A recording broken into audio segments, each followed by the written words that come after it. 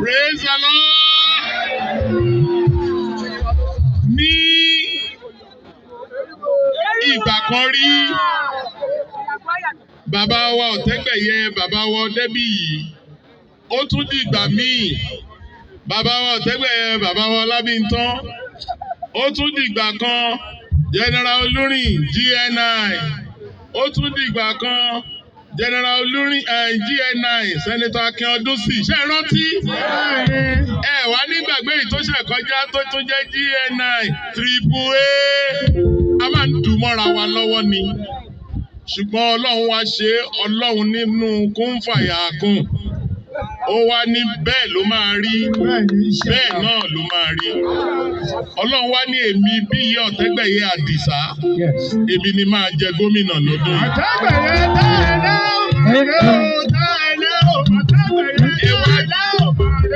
Ẹ jẹ́ kí nǹkan kan kó yé wa rárá, kó yé wa pátá. Bí iye àti Yayi ò ṣọ̀tá, Yayi ń du Sínéètì. Bí iye Otegbeye ń du kí ni? Ṣé ó papọ̀ ṣá? Kò papọ̀. Nígbà tí mo dé patí kan bẹ̀ yẹn, àwọn kan sọ pé bí ó ti bẹ́ẹ̀ làwọn kan ní Yayi ní jọ mo níyẹn ò takora wọn. A máa dìbò sẹ́nétọ̀, ó wá kẹwàá ní sẹ́nétọ̀ ní ẹgbẹ́ EDC. Ṣùgbọ́n ìbò gómìnà yẹn, èmi ò rí nǹkan tó máa yẹ o. Èmi ò ní pè àwọn kan ní ọmọ àlè o, torí ọmọ ọkọ ni gbogbo wa.